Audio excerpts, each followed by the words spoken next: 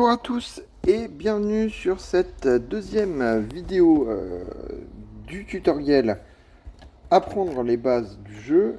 Donc on avait vu donc les mécaniques du jeu, on avait vu le gameplay et l'interface et la navigation dans une première vidéo. Dans cette deuxième vidéo, on va voir comment avancer globalement.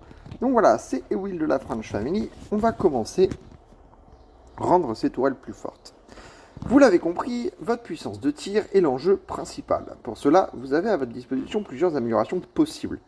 Mais avant ça, il faut comprendre le jeu de couleurs propre à ce jeu. Alors, si je retourne dans mon bonus, dans mon onglet d'amélioration, vous voyez qu'il y a 3 couleurs. Le vert, pardon, 4 couleurs. Le vert, le bleu, le violet, le orange, bon, le jaune. Ouais, l'orange. Ouais, vous l'appelez comme vous voulez, le jaune. Le vert, c'est le commun, le bleu, c'est le rare, le violet, c'est le mythique, le jaune, c'est le légendaire. Dans la plupart des cas, cette gradation de couleur indique une gradation de puissance. Vert étant le moins puissant, bleu étant un peu plus puissant, et violet étant encore un peu plus puissant, et le orange étant le plus puissant.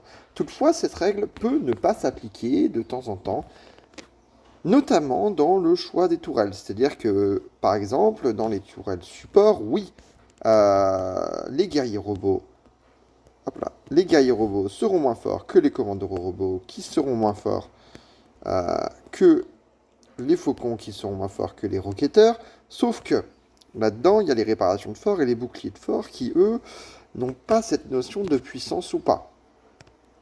Donc voilà, des fois, c'est à prendre avec des pincettes, c'est-à-dire que le jeu ne va pas consister à avoir toutes les tourelles orange à l'infini, puisque du coup, vous ne serez pas équilibré. Voilà. Passons aux améliorations. Ah oui, non, juste avant, les couleurs indiquent aussi la rareté, c'est-à-dire qu'il sera plus difficile d'avoir des tours orange que des tours violettes, que des tours bleues et que des tours vertes. En gros, vous aurez plein de tours vertes, beaucoup de tours bleus, des tours violettes et très peu de tours orange. Passons aux améliorations possibles dans le but de gagner de la puissance. Au niveau de votre tour, vous allez au fur et à mesure des planètes, en mode campagne, débloquer des tours. Ces tours-là, ces tourelles.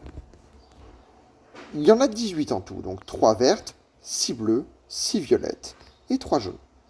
Lorsque vous débloquez une tour, elle est au niveau 1. Ensuite, vous obtiendrez des cartes de tours, donc de tourelles, qui vous permettront de monter en niveau et en statistiques. Donc ici, vous cliquerez sur Améliorer, ce qui améliorera vos statistiques. Par exemple, la prochaine fois que je clique sur Améliorer, j'augmente de plus 25 en puissance de feu, de plus 134 en vie. Ce qui me permettra plus tard de vous présenter les statistiques, à quoi elles correspondent. On fera une vidéo à part, je pense, parce que c'est intéressant. Donc, ce principe de montée des niveaux sera le même pour les tours principales. Voilà, tour principal, j'ai pareil les cartes. Plus je monte, plus les statistiques augmentent. Ça marche également pour les compétences. Pour les compétences, c'est un petit peu particulier, puisque plus je monte, plus j'améliore, plus les statistiques augmentent, mais ce ne sont pas du tout les mêmes. Et la même chose pour les titans. Les titans, encore une fois, ça va être un petit peu particulier. Et on y reviendra plus tard. Les cartes sont des cartes personnelles, c'est-à-dire que ça ne sert à rien d'en faire l'économie, puisque vous ne pourrez pas les transformer. Donc par exemple, j'obtiens des cartes de canon à orage magnétique, je ne peux les dépenser que dans les orages magnétiques. Il en va de même pour les autres éléments, donc les tours, les tourelles, les titans et les compétences, c'est nominatif. Il est donc nécessaire de monter les éléments au fur et à mesure, puisqu'en fait il n'y a aucun intérêt à en faire l'économie, et en plus vous allez obtenir des récompenses plutôt pas mal. Donc si je clique sur récompenses par exemple, hop là, voilà, si j'améliore la tourelle, la prochaine tourelle que j'améliore au niveau 145, j'obtiendrai cela. Dès que j'en aurai 2, j'en obtiendrai cela. Dès que j'en aurai 3, j'obtiendrai cela, etc. Et il y a plein de récompenses pour tout. Voilà. Passons maintenant aux modules. Allez, je vais cliquer sur le canon pour vous présenter les modules. Les modules, ce sont ces choses-là. Les modules de compétences, je vous ai déjà présenté quand on avait fait l'interface. Globalement, ce sont des améliorations ciblées sur un élément. Vous aurez pour cela besoin de cristaux, les cristaux que vous voyez en haut, et de cristaux avancés, puisque tous les 10 cristaux, vous allez devoir dépenser des cristaux avancés. Que dire sur ces cristaux? Les 4 couleurs de cristaux sont présents. Par exemple, il me faudra des cristaux verts pour les tours vertes, des cristaux bleus pour les tourelles bleues, etc. Vous devrez augmenter les capacités des tourelles, mais pas anarchiquement. Vous devrez vraiment réfléchir aux compétences nécessaires, ou du moins celles qui sont le plus utiles à votre unité. Oui, parce que en fin de jeu, toutes sont nécessaires. C'est-à-dire que là, voilà, par exemple, sur l'obusier, moi je joue avec l'obusier. Toutes mes compétences, tous mes modules modifiés sont montés au maximum parce que j'estime qu'ils sont tous nécessaires. Seulement, voilà. Vous, en début de jeu, vous n'allez pas pouvoir tout monter. Vous allez gagner au fur et à mesure des cristaux et il va falloir choisir ce que vous devez monter. De plus, rappelez-vous, vous avez l'usine qui vous permet de les convertir. Et parfois, c'est bien de convertir 4 verts plutôt que de les utiliser pour avoir un bleu. Surtout si vous n'avez pas de tourelle verte. Par exemple, moi je n'ai pas de tourelle verte sur mon échiquier, elles ne me servent à rien, donc mes modules sont à 0. Donc là, je les convertis. Donc contrairement aux cartes d'amélioration, les modules modifiés doivent s'économiser. Peuvent s'économiser en tout cas. Voilà pour les modules modifiés. Ensuite, pour gagner de la puissance toujours, donc, je vous ai présenté les 2 principaux moyens. Maintenant, il y a une série de petits moyens qui va vous faire gagner à 0,1 de puissance, voire 1%. En soi, ça paraît pas énorme. Mais en réalité, ce jeu est un jeu cumulatif. C'est-à-dire que vous cumulez les bonus, ce qui vous permet d'avoir des gros bonus au final. Je vais donc vous parler des commandants, mais très rapidement, car nous aurons une vidéo là-dessus. Donc, dans la base, les commandants, ils permettent d'ajouter des bonus. Donc, si je clique sur un commandant, vous avez les bonus fixes et vous avez les compétences. Et tout ça, ça vous permet d'ajouter des choses. Par exemple, ici, j'ai... celle-là, c'est mauvais exemple parce que je ne l'ai pas associé à une bonne tourelle. Mais imaginons, allez, le coureur. Le coureur que j'ai associé à un de mes canons principaux, l'orage magnétique, c'est celui que j'utilise le plus. Et vous voyez qu'il amène des PV plus 1,1%, mais ça ne nous intéresse pas trop. L'attaque, des PV encore de l'attaque et de la vitesse d'attaque. Donc ça, c'est intéressant, puisque ça rajoute quand même certains pourcentages en bonus, mais j'ai également les compétences. Donc si je clique sur changer les compétences, voilà, vous voyez, j'ai une attaque à plus 5%, et la régène de PV qui n'est pas folle, en fait, qui sert même complètement à rien. Mais j'ai pas encore pris le temps de la modifier, surtout que ça coûte un petit peu cher. On reviendra sur les commandants plus tard, puisqu'il faudra vraiment faire une vidéo entière pour comprendre le fonctionnement des commandants, c'est super intéressant. Continuons.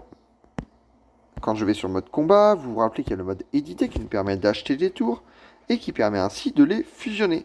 Par exemple, ici, si j'achète des tours, je clique sur acheter, j'ai 2 tours, ce sont les mêmes, je les fusionne, ça donne une tour 2 étoiles. La tour 2 étoiles est plus forte que la tour 1 étoile, etc. Attention par contre, il est parfois préférable de ne pas fusionner les tours. C'est-à-dire que vous allez avoir sur votre échiquier, par exemple, des tours. Là, j'ai une tour à 3 étoiles, je pourrais la fusionner avec celle-là qui a également 3 étoiles. Mais si je fais ça, je perds un emplacement et j'ai rien d'aussi fort pour mettre sur mon échiquier. Donc, ici, c'est mieux de pouvoir remplir toutes les cases et pas trop faire de fusion. Vous voyez par exemple que sur mon échiquier, un jour, j'ai fait des fusions anarchiques, ce qui n'était pas bien. Et j'ai obtenu des tourelles à étoiles rouges qui sont bien plus puissantes que les autres, certes. Mais toutefois, le jour où j'ai fait cette erreur, j'ai mis beaucoup de temps pour retrouver ma puissance d'avant. J'ai eu une grosse perte de puissance, puisque oui, une tour 2 étoiles est plus forte qu'une tour 1 étoile, mais une tour 2 étoiles n'est pas égale à 2 tours 1 étoile en termes de puissance. Donc voilà, c'est bien à réfléchir. Et voilà. Du coup, on va continuer sur nos petits bonus à avoir. Et en fait, maintenant, on va étudier à la suite toute une grande série de bonus divers et variés. En réalité, il y a énormément de petits bonus qui vont s'ajouter à la puissance. Allez, on y va rapidement. On les avait déjà présentés, ce sont les artefacts. Les artefacts, ils permettent d'améliorer certaines unités à certains moments dans certaines conditions. Par exemple, si je clique sur la pomme, vous voyez, j'ai la compétence CD de Fury à moins 7%. Ça améliore ma compétence, ce qui est pas mal. Et on a globalement des artefacts pour tout. Si j'en prends un autre au hasard, non, celui-là, mauvais exemple, il améliore le port. Celui-là, il améliore le port. De toute façon, dans les verts, il y a beaucoup d'amélioration de port. Celui-ci, il améliore le port toujours. Celui-ci, par exemple, il augmente les PV de Wally. Voilà, et de ses UVA, donc de ses invocations. Celui-ci augmente les bombes magnétiques en points de combat et points de vie. Donc plutôt très utile, hein, donc tous ces artefacts, il va falloir les monter. Continuons. Nous avons les bonus de guilde. Les bonus de guilde, finalement, qui vont également apporter pas mal de puissance. Hein. Donc ici, on voit 15% des tourelles d'attaque unique, 15% des attaques de groupe, 15% des tourelles de soutien, 15% des tourelles principales, 15% des titans, 15% des compétences. Donc ça, ce sont les bonus directs. Et vous avez des bonus indirects, c'est-à-dire qui n'affectent pas vos tourelles, mais qui affectent les ennemis. Donc là, par exemple, on a la diminution des PV et la diminution de l'attaque des ennemis. Continuons avec les skins. Les skins, à mon avis, c'est le dernier élément que je vais présenter ici pour gagner de la puissance quand je vais sur éditer. Vous voyez que ici, vous avez un onglet skin.